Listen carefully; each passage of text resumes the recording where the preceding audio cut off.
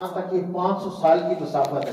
یہ سارے گناہوں سے اگر کوئی آدمی بھر دے، اللہ فرماتے ہیں تم مستغفرتنی، پھر تو آ کے کہے یا اللہ مجھے معاف کر دے، اللہ فرماتے ہیں غفرت لک، میں تیرے سارے گناہوں کو معاف کر دوں گا، ولا ابالی، مجھے کوئی پوچھنے والا نہیں. جب آدمی ہاتھ اٹھاتا ہے اللہ اپنا کرم بتا رہے ہمارا اللہ ہے بھائی، اس اللہ کے پیچھے چلنا ہے ہم نے. کہتے جب آدمی ہاتھ اٹھاتا ہے اور روتا ہے تو اللہ تعالیٰ فرماتے ہیں یا ملائکتی، اے میرے فرشتوں، قد استحییت من عبدی، مجھ کو اپنے اس بندے سے حیا آتی ہے، فلیس لہ غیری، میرے سوا اس کو معاف کرنے والا کوئی نہیں ہے. کوئی آئے تو صحیح. ایک حدیث میں آتا ہے کہ آدمی نے گناہ کر دیا، اب اس نے توبہ نہیں کی، صرف گناہ کیا اس نے، اور دل کے اندر یہ بات آئی کہ یار یہ کام مجھے نہیں کرنا چاہیے تھا، اللہ ناراض ہو جائے گا. بس یہ بات، اللہ ناراض، یہ کام مجھے نہیں کرنا چاہیے. گناہ کر گیا ہے، توبہ نہیں کی ابھی، صرف دل میں یہ بات ہے یہ کام مجھے نہیں کرنا چاہیے تھا. اللہ فرماتا ہے میں اس سے بھی اس کے گناہوں کو معاف کر دوں. اتنا قریب ہے، اتنا قریب ہے. قارون دنیا کے اندر ایک واحد آدمی ایسا گزرا ہے، یہ موسیٰ علیہ السلام کا چچا زاد بھائی تھا، رشتہ دار تھا، مسلمان تھا. یہ واحد ایک بدبخت آدمی ہے جس نے نبی پہ زنا کی تہمت لگائی. بتا رہا ہوں، صرف اتنی بات بتا رہا ہوں، بڑا لمبا واقعہ ہے کہ اللہ کیسا کریم ہے اور ہم کس کے پیچھے بھاگ رہے ہیں. لمبی بات ہے. اس نے ایک چال چلی. ان موسیٰ علیہ السلام کی امت میں 10% زکوٰۃ تھی، ہماری تو 2.5% ہے نا، وہ بھی نہیں دیتے الا ماشاء اللہ. اس کی 10% تھی. اس کے خزانے بہت بڑے، اس کی خزانوں کی چابیاں اٹھانے والے انہیں ایک پوری جماعت ہوتی. تو موسیٰ علیہ السلام نے کہا کہ قارون تمہیں اللہ نے مال دیا ہے، زکوٰۃ نکالو. تو جو اس نے حساب لگایا تو وہ بہت خرب میں بن گئی. اب اس نے کہا جی موسیٰ علیہ السلام سے جان کیسے چھڑاؤ. اس نے ایک عورت کو تیار کیا کہ تم اس طرح کرو، میں موسیٰ علیہ السلام کی ترتیب بنا لوں گا، تم نے صرف ان پہ زنا کی تہمت لگانی ہے بس. اس کو بہت سارا پیسہ دیا اور دینے کا بھی اس سے وعدہ کیا. ادھر موسیٰ علیہ السلام کے پاس پہنچا کہ میں اس طرح کرتا ہوں، ساری قوم والوں کو جمع کرتا ہوں، آپ ان کو ترغیب دیں اور ان کو مسائل سمجھائیں، کوئی سوال پوچھے تو اس کو جواب دے دو. موسیٰ علیہ السلام بڑے خوش ہوئے، چلو یہ تو بڑا اچھا ہو کہ مجمع اکٹھا ہو جائے گا، بات ہو جائے گی. اندر سے اس کا یہ پروگرام تھا، عورت کو تیار کیا ہوا تھا کہ مجمع کے سامنے تو نے کرنا ہے، یہ بات پوچھنی ہے. تو مجمع اکٹھا ہو گیا. جس نے پوچھا ہاں جی زکوٰۃ کتنی ہے جی اتنی ہے، نمازیں کتنی ہیں جی اتنی ہیں، اور ایسے کر رہی ہیں ایسے کرنی ہے. پھر ان سے پوچھا جی اگر کوئی زنا کرے تو ان کی شریعت کے اندر بھی یہی حکم تھا کہ شادی شدہ آدمی زنا کرے تو اس کو سنسار کیا جاتا ہے، اس کو سنسار، یہاں تک آدمی کو دفن کر کے پھر اس کو پتھر مارے جاتے ہیں. پہلے چھوٹے پتھر مارے جاتے ہیں، پھر بڑا پتھر مار کے نا اس کو ختم کر دیا جاتا ہے. اس کو حد کہتے ہیں. تو انہوں نے کہا کہ بھئی جو شادی شدہ کرے تو اس کو سنسار کرو. پھر اس نے پوچھا جی اگر آپ کریں تو جی میں کروں تو میرے لیے بھی اللہ کا حکم ہے، اللہ کا حکم تو سب کے لیے برابر ہے. تو پھر یہ عورت کیا کہتی ہے؟ موسیٰ علیہ السلام بڑے جلالی پیغمبر تھے، وہ عورت اس نے کھڑی کی تو انہوں نے پوچھا کیا کہتی ہو؟ تو وہ جلال کی وجہ سے وہ ڈر گئی نا، کہ نہیں آپ بالکل معصوم ہیں، پاک ہیں، اس نے مجھے کہا تھا کہ اس طرح یہ سب کے سامنے یہ بات کہنی ہے. تو موسیٰ علیہ السلام سجدے میں چلے گئے. جلالی تھے، بہت زیادہ جلال تھا. اللہ تعالیٰ نے زمین کو مسخر کر دیا ان کے لیے، زمین کو مسخر کر دیا. سجدے سے سر اٹھایا، اللہ نے فرمایا کہ جو زمین کو کہو گے وہ کرے گی. تو زمین کو حکم دیا اخسف بھی، اس کے پاؤں پکڑو، قارون کے پاؤں پکڑو. جب اس نے دیکھا نا پاؤں میرے ہل نہیں رہے تو اس نے معافیاں مانگنی شروع کر. موسیٰ علیہ السلام مجھے معاف کر دو، معاف کر دو. تو یہ اس زمین کو اخصف اور اندر دساؤ وہ بدارہ الارض، زمین میں دستنا شروع ہوگا. آخر میں کہتا ہے اچھا میرا خزانے لینے کے لیے. پھر وہ خزانوں کو حکم دیا کہ اس کے سر پہ آؤ. تو خزانوں سمیت دھنس گیا. وہ اس نے بڑی معافیاں مانگی، بڑی منتیں کی. تو جب وہ دھنس گیا نا تو اللہ تعالیٰ اللہ کا کرم بتا رہا ہوں. پوچھا اللہ تعالیٰ نے ما اخذک یا موسیٰ، موسیٰ علیہ السلام بڑا سنگ دل ہے تو وہ تیری منتیں کرتا رہا، اس سے معافیاں مانگتا رہا، تو نے اس کی ایک بھی نہیں سنی. اگلی بات وعزتی وجلالی لو استغاثنی لاخذتہ، مجھے میری عزت کی قسم، میرے جلال کی قسم، اگر وہ مجھ سے ایک دفعہ معافی مانگ لیتا نا میں اس کو معاف کر دیتا، زمین سے نکال دیتا. ہمارا اللہ یہ ہے. اس کرم والے اللہ کے ساتھ ہمارا تعلق جڑ جائے، اس کے لیے حضور علیہ الصلوۃ والسلام والی مبارک زندگی. جیسے ہم اپنے اللہ کو بھولیں ایسے اپنے نبی کو بھی بھول گئے. ہمارا نبی کیسا ہمارا نبی تھا. اگر ہم حضور علیہ الصلوۃ والسلام کی اتباع پہ آ جائیں، اللہ یہ ساری کائنات کو ہمارے لیے مسخر کر دے. علامہ اقبال نے ایک شعر رحمت اللہ علیہ، ایک شعر میں نا ساری شریعت بتائیے کہ محمد سے وفا تو نے تو ہم تیرے ہیں. اگر محمد سے وفا کر لی، اس کی اتباع کر لی، تو اللہ کی طرف سے کہہ رہے ہیں ہم تیرے ہیں. یہ جہاں چیز ہے کیا لوح و قلم تیرے ہیں. یہ دنیا کیا ہے؟ دنیا تو مچھر کے پر کے برابر نہیں ہے اللہ کے نزدیک. لوح و قلم تیرے ہیں، آسمان کے فیصلے جیسے تو چاہے گا ویسے ہو گئے. ہاں آئے تو صحیح. تو اللہ نے ہمیں نبی عطا فرمایا. ہم اپنے نبی کو بھول گئے، اپنے نبی کو بھول گئے. آپ علیہ الصلوۃ والسلام جب جس رات کو ماں کے پیٹ کے اندر منتقل ہوئے، شب جمعہ کی رات تھی، شب جمعہ کی رات تھی. اس میں علماء کا اختلاف ہے. بعض یہ فرماتے ہیں کہ شب جمعہ کی رات لیلۃ القدر کی رات سے زیادہ بابرکت ہے، اور دلیل یہ دیتے ہیں کہ حضور علیہ الصلوۃ والسلام کا ماں کے پیٹ کے اندر منتقل ہونا یہ لیلۃ القدر سے زیادہ بابرکت ہے. بعض کہتے ہیں کہ لیلۃ القدر زیادہ بابرکت ہے. شب جمعہ کی رات کو آپ ماں کے پیٹ کے اندر منتقل ہوئے، اور حضرت آمنہ فرماتی ہیں کہ جب آپ علیہ الصلوۃ والسلام میرے پیٹ میں تھے تو میں جب چلتی تھی تو وہاں پتھریلے پہاڑ ہیں، پتھر ہیں. تو آپ علیہ الصلوۃ والسلام کی والدہ جہاں پہ پاؤں رکھتی تھی اگر نیچے کوئی پتھر ہوتا نا تو فوم کی طرح ایسے نیچے دم جاتا تھا، فوم کی طرح نرم ہو جاتا تھا. اور پانی لینے کے لیے کنویں پہ جاتی تو پانی نیچے سے اوپر مڈھیر تک آ جاتا تھا، پانی نیچے سے اوپر مڈھیر تک آ جاتا تھا. آپ علیہ الصلوۃ والسلام کے وصال، آپ علیہ الصلوۃ والسلام کی پیدائش سے تقریباً 2 مہینے پہلے آپ کے والد کا انتقال ہو گیا. آپ کے والد کا انتقال ہو گیا. تو یہ گھر سے گزری تو آپ کے جو دادا تھے عبد المطلب وہ ان کے پاس سے گزری، ان کو خوشبو آئی. تو انہوں نے گھر کی عورتوں سے یہ کہا کہ آمنہ سے کہو کہ یہ خوشبو لگاتی ہے، اس کے خاوند کا انتقال ہوا ہے، لوگ کیا کہیں گے، لوگ کیا کہیں گے. تو گھر کی عورتوں نے حضرت آمنہ سے کہا کہ بڑے ابا ناراض ہو رہے ہیں، آپ خوشبو لگاتی ہیں. تو وہ کہنے لگی نہ میں نے بازار سے خوشبو منگائی ہے اور نہ میں نے خوشبو لگائی ہے، جب سے یہ مہمان میرے پیٹ میں آیا ہے تب سے یہ خوشبو میرے بدن سے آ رہی ہے. آپ علیہ الصلوۃ والسلام جس رات کو پیدا ہوئے، آپ کے دادا عبد المطلب بیت اللہ کے اندر تھے، تو بیت اللہ کی دیواروں سے آواز آئی ولد المصطفیٰ والمختار، مصطفیٰ اور مختار پیدا ہوئے، الذی تہلک بیدہ الکفار، جن کے ہاتھ سے کفار ہلاک ہوں گے، وَيَطْهُرُ مِنْ عِبَادَةِ الْأَصْنَامِ، جن کی محنت سے بیت اللہ بتوں سے پاک ہوگا، وَيَأْمُرُ بِعِبَادَةِ الْمَلِكِ الْعَلَّامِ، اور وہ ایک اللہ رب العزت ہر چیز کو جاننے والے کی عبادت کی دعوت دیں گے. ابھی آپ پیدا ہو رہے ہیں، ابھی آپ پیدا ہو رہے ہیں.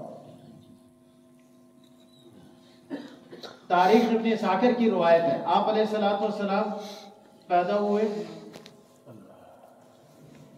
5 منٹ کا بچہ آمنہ کی گود میں، ان کی جو دائی تھی شفا بنت حرب، یہ عبد الرحمن بن عوف رضی اللہ عنہ کی والدہ ہیں، یہ کہتی ہیں کیونکہ ان کا تو یہ کام ہوتا ہے کہ یہ عجیب بچہ ہے، کیونکہ جتنے بچے پیدا ہوتے ہیں وہ گندگی کے اندر لتھڑ کے آتے ہیں، پورے گھر کے اندر ایک بدبو پیدا ہو جاتی ہے، اور آپ علیہ السلام پیدا ہوئے تو پورا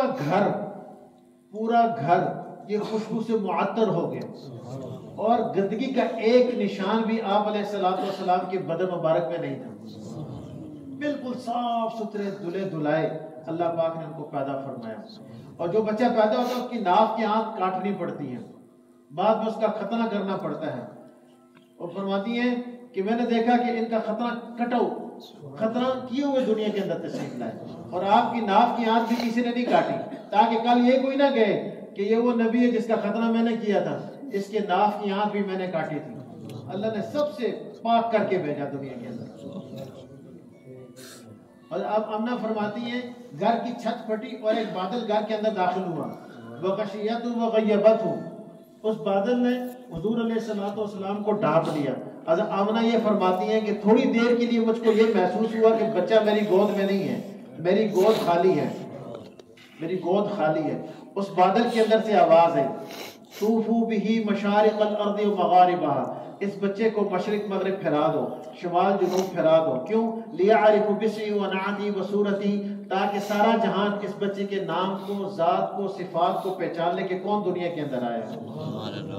اور آواز آئی وَأُعْطُوا خُلُقَ آدم، اس بچے کو آدم علیہ السلام کی اخلاق دے دیے جائیں، ومعرفت شیس علیہ السلام کی معرفت دے دی جائے، وخلت ابراہیم علیہ السلام کی دوستی دے دی جائے، وہ استسلام اسماعیل علیہ السلام کی قربانی دے دی جائے، وہ فصاحت صالح علیہ السلام کی فصاحت دے دی جائے، وہ حکمت لوط علیہ السلام کی حکمت دے دی جائے، وہ رضا اسحاق علیہ السلام کی رضا دے دی جائے، وہ بشرا یعقوب علیہ السلام کی بشارت دے دی جائے، وہ شدت موسیٰ علیہ السلام کی سختی دے دی جائے، وہ جہاد یوشع علیہ السلام کا جہاد دے دیا جائے، وہ وقار الیاس علیہ السلام کا وقار دے دیا جائے، وَلَحْنَ داؤد علیہ السلام جیسی خوبصورت آواز دے دی جائے، وعصمت یحییٰ علیہ السلام کی پاک دامنی دے دی جائے، وحسن یوسف علیہ السلام جیسی خوبصورتی دے دی جائے، وزہد عیسیٰ علیہ السلام کا زہد دے دیا جائے، وَأَغْمِسُوهُ فِي أَخْلَاقِ النَّبِيِّينَ، اور 1,24,000 انبیاء علیہ السلام کے اخلاق سے اس بچے کو راستہ کر دیا۔ جو ایک نبی کے اخلاق کے پیچھے چلے گا وہ تو کامیاب ہو جائے گا، اور وہ نبی جس کے اندر سارے نبیوں کے اخلاق ہیں، آپ کا کیا خیال ہے کہ ہم اس کو چھوڑ دیں تو ہماری معافی ہو جائے گی؟ نہیں، یہ ہمیں سخت دھوکہ لگ گیا ہے۔ آپ علیہ السلام ایک مجمع میں تشریف فرما گئے تو ایک بدو آیا، بے حضور کی اتباع کے علاوہ چارہ کار نہیں ہے بھائی، یہ طے اللہ کی طرف سے، وَمَن يُطِعِ اللَّهَ وَرَسُولَهُ فَقَدْ فَازَ فَوْزًا عَظِيمًا، جس نے اللہ اور اللہ کے رسول کی اطاعت کر لی اس کو بہت بڑی کامیابی مل گئی۔ آپ علیہ السلام ایک مجمع کے اندر تشریف فرما تھے، ایک بدو کافر آیا اور آگے کہنے لگا اس کائنات کے اندر اگر مجھے کسی سے نفرت ہے نا، نعوذ باللہ وہ تیری ذات سے ہے۔ اور پھر یہ کہتا ہے کہ اگر میری قوم نے تم سے معاہدہ نہ کیا ہوتا تو نعوذ باللہ میں تجھے قتل کر دیتا۔ عمر رضی اللہ عنہ کھڑے ہو گئے، یا رسول اللہ مجھے اجازت ہے، اضرب عنقہ، میں اس کی گردن اڑا دوں۔ آپ نے فرمایا کہ صبر کرو۔ پھر وہ گوشت شکار کر کے لایا تھا، یہ یہاں کے لوگ کاچ کہتے ہیں، کیا کہتے ہیں، گوشت، وہ جو اتنی بڑی ہوتی ہے، ادھر گچک میں بہت ادھر ہم نے دیکھی ہیں دیہاتوں میں آپ کے، تو یہ وہ شکار کر کے وہ عرب لوگ کھاتے تھے، حرام ہے وہ۔ اس نے مری ہوئی گو حضور صلی اللہ علیہ وسلم کے سامنے ایسے پھینکی اور کہنے لگا جب تک یہ مردہ گو آپ کی نبوت کی گواہی نہیں دے گی اس وقت تک میں آپ پر ایمان نہیں لاؤں گی۔ تو اس نے تو یہ سمجھا کہ یہ اگر زندہ ہوتی پھر بھی نہ بولتی تو مری ہوئی ہے، تو حضور صلی اللہ علیہ وسلم سارے مجمع کے سامنے شرمندہ ہوں گے، تو اس کو تو نہیں پتا تھا میں کس سے بات کر رہا ہوں. تو حضور علیہ السلام مردہ گو کی طرف متوجہ، اس کو بلایا، یا ضب اے گو، یا ضب اے گو. تو مردہ گو نے پہلے آنکھیں کھولی، پھر سر اٹھایا، فَأَجَابَهُ بِلِسَانٍ عَرَبِيٍّ مُبِينٍ، عربی زبان کے اندر، فصیح زبان کے اندر اس نے جواب دیا جس کو سارا مجمع سن رہا تھا. فرمایا لبیک وسعدیک یا زید من وافا یوم القیامہ، اے قیامت کے دن کی مجلس کو سجانے والے میں حاضر. تو پہلے اپنا تعارف نہیں کروایا، پہلے اللہ کا تعارف کرایا. یا ضب اے گو، من تعبد، تو کس کی عبادت کرتی ہے؟ تو وہ کہتے ہیں من فی السماء عرشہ، میں اس کی عبادت کرتی ہوں جس کا عرش آسمانوں پر، وفی الارض سلطان ہوں جس کی سلطنت زمین پر، وفی البحر سبیل ہوں جس کے راستے سمندر میں، وفی الجنت رحمت ہوں جس کی رحمت جنت میں، وفی النار عقاب ہوں جس کا عذاب دوزخ میں. پھر فرمایا یا ضب اے گو، من انا، میں کون؟ تو وہ کہتی انت رسول رب العالمین، آپ رب العالمین کے رسول ہیں، وخاتم النبیین، آپ آخری نبی ہیں، قد افلح من صدق، جو آپ کی تابعداری کرے گا کامیاب اور کامران ہو جائے گا، وقد خاب من کذب، جو آپ کی نافرمانی کرے گا ہلاک و برباد ہو جائے گا. تو حضور علیہ الصلوۃ والسلام والی مبارک زندگی، اس سے ہماری دنیا بھی بنے گی، ہماری آخرت بھی بنے گی. آپ علیہ الصلوۃ والسلام ابو ہریرہ رضی اللہ عنہ کو ساتھ لے کے ایسے نکلے باہر. ابو ہریرہ رضی اللہ عنہ فرماتے ہیں کہ میرا ہاتھ حضور علیہ الصلوۃ والسلام کے ہاتھ میں تھا. راستے میں ایک اور صحابی سے ملاقات ہوئی، تو اس کا برا حال. تو آپ نے پوچھا بھائی تمہیں کیا ہو گیا ہے؟ یا رسول اللہ، تندرستی ہے اور بیماری سے میرا یہ حال ہو گیا ہے. ہمیں کوئی کہے نہیں مزدوریاں کرو بھائی. آپ علیہ السلام عمل کی طرف ہوتا ہے، عمل کی طرف. حضور صلی اللہ علیہ وسلم اعمال، یہ ہماری، اس سے ہماری دنیا بھی بنے گی، اس سے ہماری آخرت بھی بنے گی. آپ نے عمل بتایا، ایک دعا بتائی، ہم بھی سیکھیں، سارے اس کو سیکھیں. مشکل نہیں ہے، آسان ہے، ہر گھر کے اندر بیماریاں ہیں. تو آپ نے دعا بتائی کہ اس کو مسلسل پڑھتے رہا کرو، جب تمہارا دل کر اس کو پڑھے. توکلت علی الحی الذی لا یموت، الحمد للہ الذی لم یتخذ ولدا ولم یکن له شریک فی الملک ولم یکن له ولی من الذل وکبرہ تکبیرا. وہ صحابی فرماتے ہیں میں نے اس کو، آپ نے یہ بتا کے چلے گئے، اور صحابی اس کو پڑھنا شروع کر دی. کچھ عرصے کے بعد پھر ملاقات ہوئی، دیکھا ماشاءاللہ بڑا زبردست ان کا حال، خوشحال حال، ان کا خوشحال، اور بیماری ساری ختم. آپ علیہ الصلوۃ والسلام اس سے ملے تو کہنے لگے ہاں بھائی، کہنے یا رسول اللہ، جب سے آپ نے بتایا تھا نا میں اس کو پڑھتا رہا دعا کو، اللہ نے میری ساری بیماری ختم کر دی، میری ساری بدحالی ختم کر دی. ایک ایک عمل کے اندر اس سے ہماری دنیا بھی بنے گی، ہماری آخرت بھی بنے گی. تو صحابہ کو یہ بات سمجھ میں آ گئی. ہماری زندگی کا مقصد وما خلقت الجن والانس الا لیعبدون، اللہ کا تعارف کرانا، اپنے نبی کا تعارف کرانا، اپنے نبی کی زندگی کو لے کے ساری دنیا کے اندر پھرنا، یہ ہماری زندگی کا مقصد ہے. یہ ہماری زندگی کا مقصد ہے. اللہ نے اس کام کے لیے مجھے آپ کو دنیا کے اندر بھیجا ہے. اور اس پر حضور علیہ الصلوۃ والسلام نے اور آپ کے صحابہ نے اپنا سب کچھ قربان کیا. سب کا یہ جذبہ تھا کہ ساری دنیا کے انسان اللہ کو پہچان لیں، ساری دنیا کے انسان حضور علیہ الصلوۃ والسلام کی زندگی کے مطابق اپنی زندگی گزارنے والے بن جائیں. سب صحابہ کے، مردوں کا، عورتوں کا، بچوں کا، بچیوں کا، سب کا یہ جذبہ تھا کہ ہم سب قربان ہو جائیں اور اللہ کا دین دنیا کے اندر زندہ ہو جائے. یہ ان کا جذبہ تھا. ہر صحابی، ہر مرد، ہر عورت، ہر بچے، ہر بچی کا یہ جذبہ تھا کہ میں قربان ہو جاؤں، اللہ کا دین دنیا کے اندر زندہ ہو جائے، اللہ کو لوگ پہچان لیں، اللہ کی نبی کی زندگی کو یہ عام ہو جائے دنیا کے اندر. یہ ذمہ داری اللہ تعالیٰ نے مجھے آپ کو دے کر دنیا کے اندر بھیجا ہے. سورہ یوسف کے اندر اللہ پاک نے صاف اعلان کروایا اپنے نبی سے، قل ہذہ سبیلی، اے میرے پیارے حبیب اپنی امت سے کہہ دیجئے، کیا کہہ دیجئے؟ ہذہ سبیلی، یہ ہے میرا راستہ. کون سا راستہ؟ ادعو الی اللہ، میں بلاتا ہوں لوگوں کو اللہ کی طرف، علی بصیرت، بصیرت کے ساتھ، انا میں، ومن اتبعنی اور جس نے میری اتباع کی، ای من آمن بی یعنی جس نے مجھ پر ایمان لایا، اس کے ذمہ یہ کام ہے کہ وہ لوگوں کے سامنے اللہ کا تعارف کرائے، آخرت کے لیے ان کو تیار کرے، اپنی نبی کی زندگی کو خود بھی اختیار کرتے ہوئے دوسروں کو اس میں لانے کی محنت کرے۔ یہ میری آپ کی زندگی کا مقصد ہے، سب سے بڑا مقصد، اور صحابہ نے اس کو اپنی زندگی کا مقصد بنایا۔ حضور علیہ السلام خود بذات خود انہوں نے قربانیاں دی۔ پھر صحابہ، کیونکہ صحابہ تو حضور کو دیکھتے تھے نا، وہ دیکھتے تھے کہ نبی کیا کر رہا ہے۔ بس جب آپ علیہ السلام کو نبوت ملی، ابوبکر صدیق رضی اللہ عنہ سے ملاقات ہوئی، آپ نے ان کو دعوت دی، انہوں نے فوراً اس کی تصدیق کی، کلمہ پڑھ کے مسلمان ہو گئے۔ اور دیکھتے ہی کہ اب نبی دعوت دے رہے ہیں، چلے گئے۔ پہلے دن 5 آدمیوں پر محنت کر کے ان کو اسلام کے لیے تیار کر کے حضور صلی اللہ علیہ وسلم میں لے کے آگے، میری ہاتھ کی کمائی ہے۔ یہ ہماری زندگی کا مقصد ہے۔ صحابہ کی زندگی، آمنو کما آمن الناس، ایسے ایمان لاؤ جیسے صحابہ لائے تھے۔ یہ ہمارے ایمان کے لیے جو نمونہ ہے وہ صحابہ ہیں۔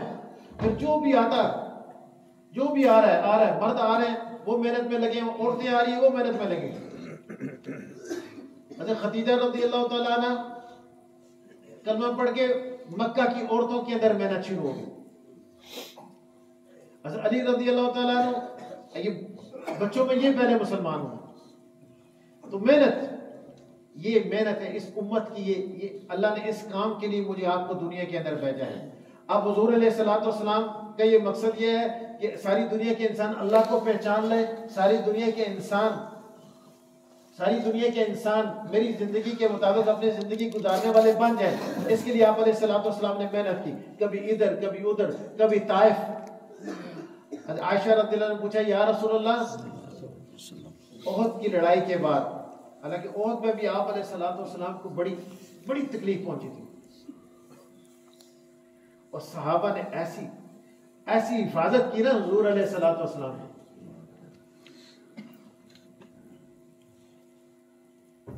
میں اور آپ اس کا تصور نہیں کر سکتے۔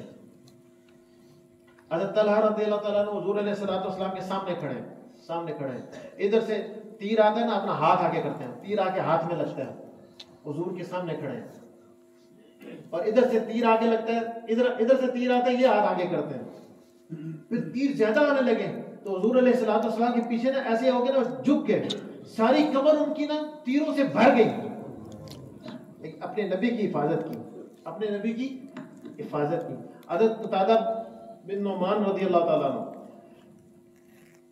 پہلے ان کے پاس جو تیر کمان تھا، اس سے تیر چلاتے رہے، پھر وہ کمان کی تان ٹوٹ گئی، اب ادھر سے تیر آ رہے ہیں تو یہ کبھی سر آگے کر دیتے ہیں اور کبھی ہاتھ آگے کر دیتے ہیں۔ ایک تیر آگے لگا سیدھا آنکھ میں، اور آنکھ ایسے باہر نکل آئی، اس کو ایسے اٹھایا حضور علیہ السلام کے پاس، یا رسول اللہ، میری آنکھ ضائع ہو گئی۔ فرمایا کہ جنت میں اور ملے گی، فرمایا نہیں یا رسول اللہ، مجھے دنیا میں بھی چاہیے، اللہ کے لیے کیا مشکل ہے، میری نئی شادی ہوئی ہے، میری بیوی کو بڑا برا لگے گا کہ میری ایک آنکھ نہیں ہے۔ ہم نے اس نبی کو چھوڑا ہے بھائی۔ آپ علیہ السلام مسکرا دیے، آپ نے وہ اپنے ہاتھ میں رکھی آنکھ، اور ایسے اس کی آنکھ ایسے رکھی، اور یہ دعا کی، اللہم احسن عینیہ، اے اللہ اس کی اس آنکھ کو دوسری آنکھ سے خوبصورت بنا دے۔ ایسے آپ علیہ السلام نے ہاتھ اٹھایا تو وہ آنکھ پہلے سے زیادہ خوبصورت اور چمک اور دیکھ رہی تھی۔ سبحان اللہ، یہ ہمارے نبی ہے بھائی۔ 3 تکلیفیں، اور عبداللہ بن معینہ بدبخت نے ایک پتھر مارا، تو حضور علیہ السلام ادھر لگا اور آپ علیہ السلام گلے میں گرے جا رہے، اور خود کی کڑیاں گھس گئی، اور آپ علیہ السلام بے ہوش ہو گئے، اور آپ علیہ السلام کو جب ہوش آیا پہلے یہ کہا، اللہم اغفر لقومی فإنہم لا یعلمون، اے اللہ میری قوم کو معاف کر دے، مجھے جانتے نہیں ہیں۔ آپ اپنی ذات کے اعتبار سے تو عائشہ نے فرمایا اور سے بھی زیادہ آپ کو کوئی تکلیف ہوئی؟ کہتے ہیں آپ نے فرمایا عائشہ جو طائف کا تھا موقع اس وقت تیری قوم نے بڑا ظلم کیا نا، بڑا ظلم کیا. 6 میل تک حضور صلی اللہ علیہ وسلم کو دوڑایا، 6 میل تک پتھر مارے میں، اور آپ تو اس کو ایسے سری پڑھ جاتے ہیں نا. فرمایا عائشہ میرا پاؤں اٹھتا تھا تو مجھے پتھر لگتا تھا، میرا پاؤں زمین پہ ٹکتا تھا تو مجھے پتھر لگتا تھا.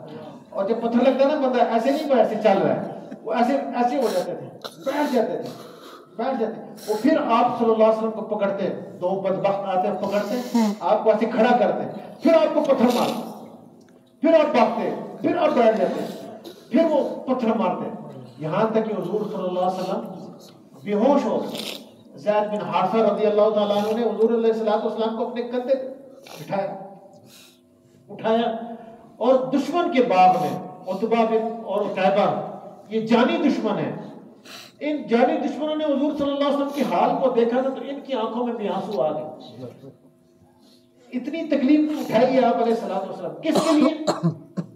میرے آپ کے لیے.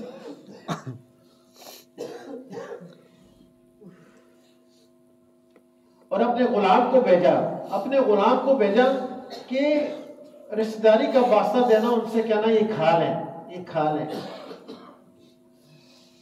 اور جو جانی دشمن ہے ان کو بھی ترس ہے، ان کی آنکھوں میں بھی آنسو آئے کہ کچھ کھا لو. اور آپ علیہ السلام اندر غم ہے کہ میری امت جہنم سے بچ جائے. وہ عداس جو انگور لے کے آیا تھا ان کا غلام تھا، پوچھو کیا نام ہے تمہارا؟ وہ دعوت میں اپنے کام میں لگے ہوئے، میرا نام عداس ہے. کہاں کے ہو؟ نینوا کا ہوں. اچھا تو میرے بھائی یونس علیہ السلام کے علاقے کا ہے. آپ کو کیسے پتا کہ یونس علیہ السلام، آپ ان کو کیسے جانتے ہیں؟ کہتے ہیں وہ اللہ کے نبی تھے، میں بھی اللہ کا نبی ہوں. اس نے وہی تھے. آپ علیہ السلام کے ہاتھ چومنے شروع کر دیے، پاؤں چومنے شروع کر دیے، کلمہ پڑھ کے مسلمان ہو گیا. عتبہ و طیبہ دیکھ رہے ہیں پیچھے کہ یہ بھی برباد ہو گیا. واپس آئے، اس نے کہا ہمارے ہاتھ پاؤں کبھی نہیں چومے، اس کی ہاتھ پاؤں کیوں چومے؟ کہیں گے اس کی ہاتھ پاؤں چومنے میں ہی کامیابی ہے بھائی. ہاں ایسی قربانیاں دی ہیں حضور علیہ السلام نے. پھر صحابہ کو اس رخ پہ ڈالا ہے، اپنے گھر سے قربانی شروع کی ہے. پہلی ہجرت ہوئی عثمان رضی اللہ تعالیٰ عنہ اور ان کی اہلیہ حضرت رقیہ رضی اللہ تعالیٰ عنہ، حضور علیہ السلام کی صاحبزادی، یہ ہجرت کر کے جا رہے ہیں. افشا دھکے کھائے آپ کے اپنی بیٹی نے، کس کے لیے؟ کہ اللہ کا دین دنیا کے اندر زندہ ہو جائے.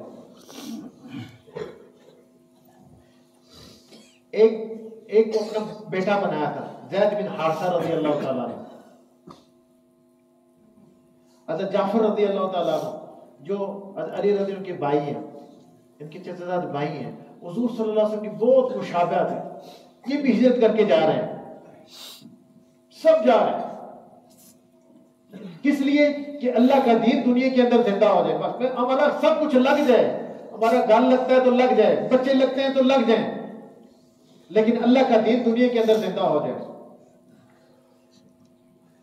صحابہ کے یہ جذبہ تھا. ہم بچوں کو کیوں پالتے ہیں؟ ہماری جو گھر کی جو بڑی مستورات ہوتی ہیں، جو بچوں کی مائیں ہوتی ہیں، وہ بچوں کو کیوں پالتی ہیں؟ ان سے پوچھے جا کہ ہم بچوں کو کیوں پال رہے ہیں؟ آپ کے بھی ماشاءاللہ بچے ہیں. حضرت حبیب بن زید رضی اللہ تعالیٰ عنہ، ان کی والدہ کا نام ہے ام عمارہ رضی اللہ تعالیٰ عنہ. یہ ہر جنگ میں شریک ہوتی تھی. ان کے بیٹے حبیب بن زید رضی اللہ تعالیٰ عنہ، ان کے 6 ٹکڑے ہوئے. بیٹے کے کتنے ٹکڑے ہوئے؟ 6 ٹکڑے ہوئے. ماں کو بتایا تیرے بیٹے کے 6 ٹکڑے ہوئے ہیں.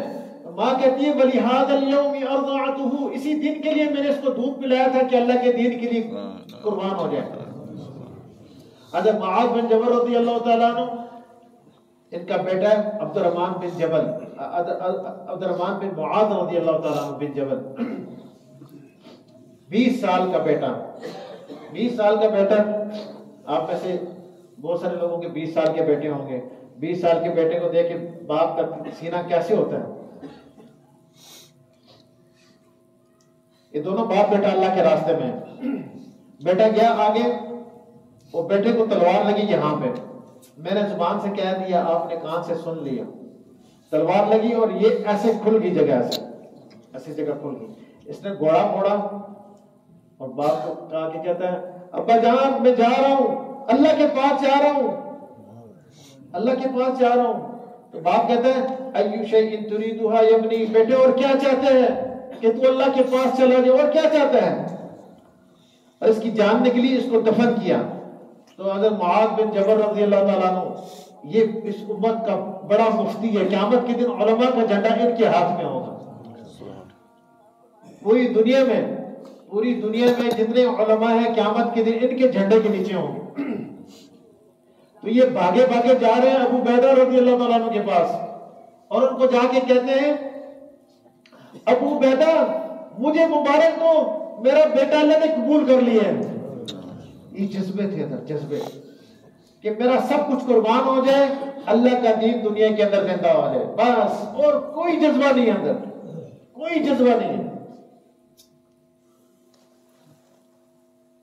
حضور علیہ الصلوۃ والسلام نے لشکر تیار کیا اور جعفر رضی اللہ عنہ واپس آ گئے. حبشہ سے واپس آئے خیبر کی فتح کے موقع پر. حضور صلی اللہ علیہ وسلم اتنے خوش، کہتے ہیں جعفر یہ سمجھ نہیں آ رہا تیرے آنے کی زیادہ خوشی ہے یا خیبر کی فتح ہونے کی زیادہ خوشی ہے. اور یہ حضور کی بہت مشابہت ہے، بہت مشابہت ہے. پھر ان کو بھیجا اللہ کے راستے میں. ایک جو اپنا بیٹا بنایا تھا زید بن حارثہ رضی اللہ تعالیٰ کو امیر بنایا، اور یہ فرمایا اگر یہ شہید ہو جائیں تو حضرت جعفر رضی اللہ تعالیٰ عنہ امیر ہوں گے، اگر وہ شہید ہو جائیں تو پھر عبداللہ بن رواحہ رضی اللہ تعالیٰ عنہ امیر ہوں گے، اگر وہ بھی شہید ہو جائیں تو پھر مسلمان مشورہ کریں جس کو امیر بنا دیں، مشورے سے کسی کو امیر بنا لیں. ایک یہودی یہ بات سن رہا تھا، اس نے کہا یہ تینوں تو ضرور شہید ہوں گے. اب جا رہے ہیں. اچھا عبداللہ بن رواحہ، اس کام کی اہمیت اس حدیث کے اندر، عبداللہ بن رواحہ رضی اللہ تعالیٰ عنہ صرف اس وجہ سے ٹھہرے کہ میری سواری تیز ہے اور میں ان کو پہنچ جاؤں گا، جمعے کا دن ہے، میں حضور صلی اللہ علیہ وسلم کے پیچھے جمعے کی نماز پڑھوں بس، اور میرا کوئی تقاضا نہیں ہے. صرف اس وجہ سے ٹھہرے. جمعے کے بعد دیکھا عبداللہ بن رواحہ ادھر ہیں، مجھے عبداللہ آپ گئے نہیں، اور کوئی تقاضا نہیں تھا. میں نے کہا آپ کی زبان سے سنا ہے کہ جا کے شہید بھی ہو جانا ہے، پھر زندگی میں کبھی شاید ادھر آنے کا موقع نہ ملے، اس لیے میں نے کہا آخری جمعے کی نماز آپ کے پیچھے پڑھ لوں. تو آپ نے فرمایا کتنا فاصلہ ہو گیا؟ میری سواری تیز ہے، میں انشاءاللہ آدھے دن تک پہنچ جاؤں گا. تو فرمایا کہ تم ان جو صبح چلے گئے نا ان کے بعد 500 سال کے بعد تم جنت میں داخل ہو. اور ہمارے ساتھی وہاں قبرستان میں گئے، وہاں پہ اردن میں موتا کے میدان میں جہاں پہ ان کی قبریں ہیں، تو عبداللہ زید بن حارثہ رضی اللہ تعالیٰ عنہ اور حضرت جعفر رضی اللہ عنہ کی قبر اور ان کی قبر کے درمیان پورے 500 قدم کا فاصلہ ہے. ساتھی گن کے آئے، دنیا میں بھی اللہ نے ظاہر کی ہے. اچھا ان کو بھیجا اور جاتے ہوئے دعا کی کہ اللہ تو ان کو کامیابی کے ساتھ. اب صحابہ کا جذبہ کیا ہے؟ عبداللہ بن رواحہ رضی اللہ تعالیٰ عنہ اس دعا کے بعد کہتے ہیں یا اللہ میں تو یہ چاہتا ہوں کہ کوئی ایسی تلوار ہو جس سے میرے خون کے فوارے چھوٹنے لگ جائیں، اور یا ایسا نیزہ ہو جو مجھے میری آنتڑیوں کو چیرتا ہوا پار نکل جائے. یہ جذبے تھے، یہ جذبے تھے، یہ جذبے تھے. ان کو بھیجا اللہ کے راستے میں. حضرت زید رضی اللہ تعالیٰ عنہ اب حضور علیہ السلام مسجد نبی کے اندر ایسے بیٹھے ہوئے ہیں اور اللہ تعالیٰ دکھا رہے ہیں، براہ راست دکھا رہے ہیں کہ حضرت زید رضی اللہ تعالیٰ عنہ شہید ہو گئے، شہید ہو گئے. آپ علیہ السلام کو غم کی وجہ سے وہاں بیٹھا نہیں گیا، آپ ان کے گھر تشریف لے گئے، حضرت زید رضی اللہ تعالیٰ عنہ کے گھر تشریف لے گئے۔ ان کی چھوٹی سی بیٹی تھی، آپ علیہ السلام کی آنکھوں میں آنسو۔ جب ان کو پتہ چلا، بچی کو پتہ چلا میرا بابا اللہ کے پاس پہنچ گیا، تو وہ حضور صلی اللہ علیہ وسلم کی گود میں گر کے روئی کہ میرا بابا کیا۔ اور آپ علیہ السلام کی آنکھوں سے آنسو جاری ہو۔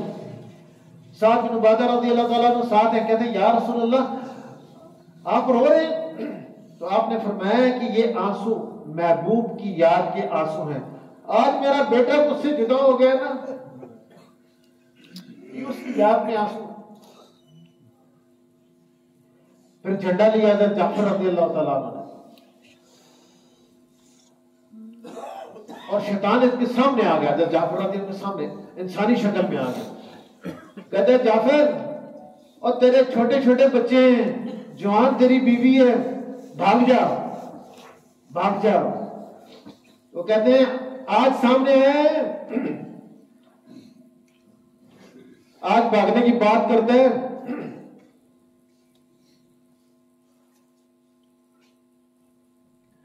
تو گھوڑے سے نیچے اترے، سب سے پہلے اپنے گھوڑے کے پاؤں کاٹے تاکہ واپسی کا خیال بھی دل سے نکل جائے۔ ہمارے پرچے کے پیچھے واپسی کی تاریخ لکھی ہوتی ہے، صحابہ کے پرچے میں واپسی کی تاریخ نہیں ہوتی تھی۔ تو سب سے پہلے اپنے گھوڑے کے پاؤں کاٹے تاکہ بھاگ نہ جاؤں کہیں۔ بڑی گمسان قسم کی لڑائی ہو رہی ہے، یہ 3000 ہے اور کفار کا تقریباً 4 لاکھ کا مجمع ہے موسیٰ کے میدان میں۔ آخر میں وہ 4 لاکھ کے قریب ہو گئے، اور یہ صرف 3000 ہے۔ تو جھنڈا ان کے ہاتھ میں، ایک نے آ کے بازو کاٹ دیا، انہوں نے فوراً دوسرے ہاتھ پکڑا۔ میں زبان سے کہہ لیا، آپ نے کان سے سن لیا بھائی۔ اس نے دوسرا بازو بھی کاٹ دیا، انہوں نے ایسے اس کو دونوں کٹے ہوئے بازوؤں سے اس کو منہ سے پکڑ لیا، اس کو مضبوطی سے تاکہ گرے نہ، کیونکہ جھنڈا گرنا یہ شکست کی علامت ہوتی تھی۔ ایک کافر نے پیچھے سے آ کے 2 ٹکڑے کر دیے، آپ علیہ السلام کو مسجد نبی کے اندر دکھا دیا گیا، اور آپ علیہ السلام کے گھر میں تشریف لے گئے۔ ان کے 3 چھوٹے چھوٹے بچے تھے، چھوٹے، عبداللہ، عون، محمد۔ اسماء بنت عمیس رضی اللہ تعالیٰ عنہ ان کی بیوی کا نام ہے، 19 سال ان کی عمر تھی۔ ہماری تو 19 سال کی بچیوں کی شادی ہوتی ہے، اور وہ 19 سال کی عمر میں بیوہ ہو رہی ہیں، کس کے لیے؟ اللہ کے دین کے لیے۔ تو آپ نے بچوں کو بلایا، اور بچوں کو ایسا نا لیا، اور آپ رو رہے۔ آپ کی جو اہلیہ تھی اسماء بنت عمیس رضی اللہ عنہ نے پوچھا یا رسول اللہ کوئی جعفر کی خبر ہے؟ آپ نے فرمایا جعفر کے بارے میں بھی ثواب کی امید رکھ، وہ اللہ کے پاس پہنچ گیا۔ یہ بات سن کے نا اسماء بنت عمیس رضی اللہ تعالیٰ عنہ بے ہوش ہو کے گر گئی۔ ایسے نہیں بھائی، دین ہم تک پہنچا ہے۔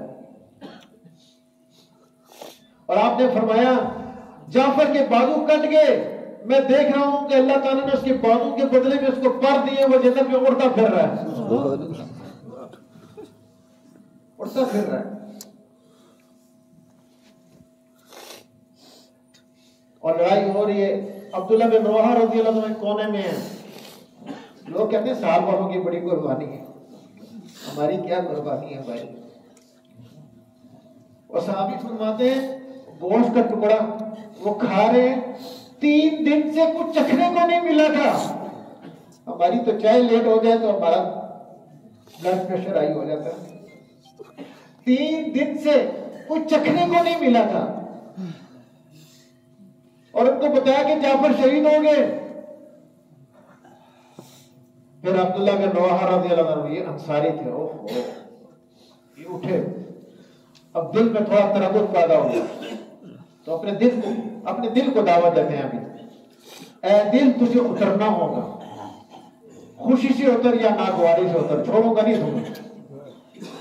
تجھے اطمینان کی زندگی گزارتے ہوئے بڑا عرصہ گزر گیا ہے، دیکھ تو آخر مرنے کا خطرہ ہے، اگر تو مرے گا نہیں تو ویسے بھی تو ایک دن مرے گا، یہاں اگر شہید نہ ہوا تو ویسے بھی تو ایک دن مرے گا، تو یہ کیا ہو گیا ہے؟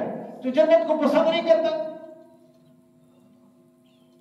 پھر لڑائی ہو رہی ہے، پھر دل میں تھوڑا تردد پیدا ہوا، کہتے ہیں دل اب کس چیز کا اشتیاق باقی ہے؟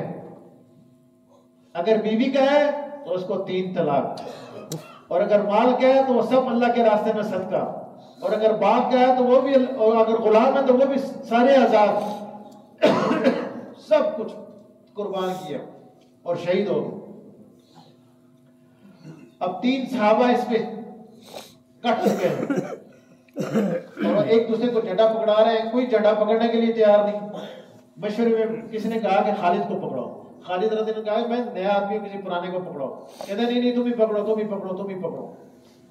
تو انہوں نے ایک ہاتھ میں جھنڈا لیا، ایسے تلوار جب نکالی تو حضور علیہ الصلوۃ والسلام نے مدینے کے اندر بتایا ثم صلی اللہ سیفا من سیوفی، اب اللہ تعالیٰ نے اپنی تلواروں میں سے ایک تلوار کو نکال لی، پھر اللہ تعالیٰ نے 3000 کو 4 لاکھ پہ فتح عطا فرمائی۔ تو یہ جذبے تھے ان کے بھی، اللہ کا دین دنیا کے اندر زندہ ہو جائے۔ تو دعوت تبلیغ کے نام سے میں اصل مقصد یہی ہے کہ یہ جذبہ پیدا ہو جائے کہ اللہ کا دین دنیا کے اندر زندہ ہو جائے، اس کے لیے میرا مال لگ جائے، میری جان لگ جائے، میری سب کچھ لگ جائے۔ تو اس کے لیے تیار ہے بھائی؟ انشاءاللہ۔ اس کی بنیاد یہ ہے کہ پہلے 4 مہینے لگانے ہیں، بنیاد ہے 4 مہینے، 4 مہینے لگا کر اس مبارک محنت کو سیکھنا ہے اور ساری دنیا میں جانا ہے۔ ساری دنیا کے انسان منتظر ہے، ساری دنیا کے انسان منتظر ہے کہ پاکستان والے آئیں گے اور وہ ہمیں حضور علیہ الصلوۃ والسلام والی محنت پہ کھڑا کریں گے۔ ساری دنیا کے انسان، اب بیرون کی جماعتیں، ایک جماعت فرانس کی طرح پرانی کارگزاری ہے، یہ ٹرین کے اندر اذان دے کے انہوں نے نماز پڑھنی شروع کی۔ ایک بچی تھی 13-14 سال کی، تو اس نے ان سے پوچھا انگریزی کے اندر کہ بھئی آپ نے یہ ایکسرسائز کی ہے، یہ کیا کیا آپ نے؟ یہ ہم نے نماز پڑھی ہے، یہ ایکسرسائز نہیں ہماری عبادت ہے، ٹھیک ہے؟ تو اس نے کہا کہ آپ کی کوئی بنیادی چیز ہے، بنیادی چیز ہے، وہ کیا ہے؟ پھر وہ اس نے کہا کہ بنیاد ہے وہ کلمہ ہے، لا الہ الا اللہ محمد رسول اللہ۔ اس نے کہا یہ مجھے ذرا لکھ کے دو، انہوں نے پرچی پہ لکھ کے دیا، تو وہ بچی پڑھتی ہے، روتی ہے، پڑھتی ہے، روتی ہے۔ اس سے پوچھا رو کیوں رہی ہو؟ اس نے کہا کہ میرے دادا اور نانا نانی یہ سارے مسلمان تھے، یہ کلمہ پڑھتے تھے، ہمیں یہ بتایا گیا کہ اب مسلمان دنیا سے ختم ہو گئے، اب مسلمان دنیا سے ختم ہو گئے ہیں، اور وہ بچی مسلمان ہوئی، دوبارہ کلمہ پڑھا ہو۔ تو ساری دنیا کے اندر لوگ پریشان ہیں۔ ہمارے رائے کے استاد بھائی آفتاب صاحب رحمۃ اللہ علیہ، مولانا آفتاب صاحب رحمۃ اللہ علیہ، ان کی فرانس میں تشکیل ہوئی۔ تو فرانس میں ایک ایسے باغ تھا، اس کے سامنے ایک بڑی عمارت تھی جس کو ڈیتھ ہاؤس کہتے ہیں، جس نے مرنا ہونا تو اس مکان کے اندر آ کے مر جاؤ۔ پہلے لوگ گھروں کے اندر ہی مر جاتے تھے، پھر حکومت نے کہا یہ اندر کنڈیاں لگا کے مر جاتے ہیں، بدبو پھیلتی ہے، تو مرنا ہے جس نے پورا ایک مکان بنایا ہوا ہے، اس میں مختلف طریقے ہیں، یہاں سے بٹن دباؤ، ادھر سے گولی آ کے لگے گی ڈاس، ادھر ہی مار جاؤ گے، وہ آ کے وہ لے جاتے ہیں کمیٹی والے۔ تو وہ بندہ اس کے باہر ایسے بیٹھا ہوتا ہے، یہ گشت کے لیے نکلے، مجھے آفتاب صاحب رحمۃ اللہ ہمارے استاد نے ہمیں یہ کارگزاری سنی کہ ہم باہر نکلے تو وہ بندہ وہاں بیٹھا ہوا بڑا پریشان آ، تو مجھے کیوں پریشان؟ کہتے ہیں یار یہ سامنے جو مکان ہے نا یہ ڈیتھ ہاؤس ہے، ادھر ہم آ کے مرتے ہیں نا، جس نے مرنا ہو ادھر آ کے مرتے ہیں، تو اس میں اگر کوئی کام شام چل رہا ہے، گھنٹے 1.5 گھنٹے کے بعد انشاءاللہ وہ کلیئر ہو جائے گا، صفائی شفائی کر رہے ہیں، اس کے بعد پھر میرا نمبر ہے، میں نے جانا ہے۔ تو مجھے استاد صاحب کہتے ہیں آؤ یار اس کو جو ساتھ ترجمان تھا اس کو ساتھ لے کے اس کو چلو اس کو گھماؤ پھراؤ تھوڑا سا، مسجد میں لے گئے اس کو۔ مسجد میں آگے تعلیم ہو رہی تھی، اور تعلیم میں ساتھی کتاب پڑھ رہے ہیں اور ساتھی سوتے ہیں نا تعلیم میں، سارے ماشاءاللہ پرانے ساتھی سمجھتے ہوں گے، ان کو نیند آئی ہوتی ہے بیچاروں کو، اکثر ساتھی رات کو جلدی بھی اٹھ جاتے ہیں، تو یہ سو رہنا ہے، تو وہ اسے کہتے ہیں یار اس کے بابے سے پوچھو اس نے کون سی گولی کھائی ہوئی ہے، گولی کون سی کھائی ہوئی ہے، ہم تو گولیاں کھا کھا کے اتنے موٹے موٹے گدے، ہمیں نیند نہیں آتی، یہ کون سی گولی کھائی ہوئی ہے؟ تو پھر ترجمان نے کہا انہوں نے لا الہ الا اللہ محمد رسول اللہ والی گولی کھائی ہوئی ہے۔ اچھا وہ بیٹھا نا تھوڑی دیر، اس کو بھی ذرا سکون ہوا نا، پھر اس نے کلمہ پڑھ کے وہی مسلمان ہو۔ ایسے لوگ ہیں، لوگ بالکل جہنم کے کنارے پہ کھڑے ہیں، ساری دنیا میں جانا ہے۔ ہماری اس سال کی جو تشکیل ہے، بہت سے دیہات ایسے تھے کہ جہاں لوگوں کو نماز نہیں آتی، کیونکہ مولوی صاحب ہی نہیں ہے، مسجد ہی نہیں ہے، بہت سے علاقے۔ اب یہ ایک محنت کی ضرورت ہے، جیسے آپ کے علاقے کا یہ حال ہے ایسے ہمارے علاقے میں بھی بہت ایسی حال ہے۔ تو آپ حضرات قربانی کر کے وہاں آئیں گے، محنت کریں گے، وہاں والوں کو تیار کر کے ادھر بھیجیں گے، یہ سلسلہ چلتا رہے گا انشاءاللہ۔ اللہ تعالیٰ ایک دن ایسا ہمیں دکھائیں گے ضرور کہ ایک تربت میں اور بلوچستان میں انشاءاللہ دین کی بہاریں ہوں گی، پورا دین زندہ ہوگا۔ اس کے لیے قربانی ہے، اس کے لیے قربانی۔ سب سے پہلے وہ حضرات تعین کے ساتھ، پہلے تو وہ آدمی اپنا نام لکھوائیں جو نگد آج سے تیار ہیں، میں ساری دنیا کے لیے جانے کے لیے میں 4 مہینے کے لیے تیار ہوں گی۔ تو اس مجموعے کے اندر ایسے ساتھی ہوں جو آج سے تیار ہے نگد قلعہ 4 مہینے کے لیے، تو وہ اپنے آپ کھڑے ہو کے نام لکھوائیں، اور جو کراچی کے اجتماع سے تیار ہیں وہ بھی اپنے آپ اپنے نام پیش کریں، فرمائیں۔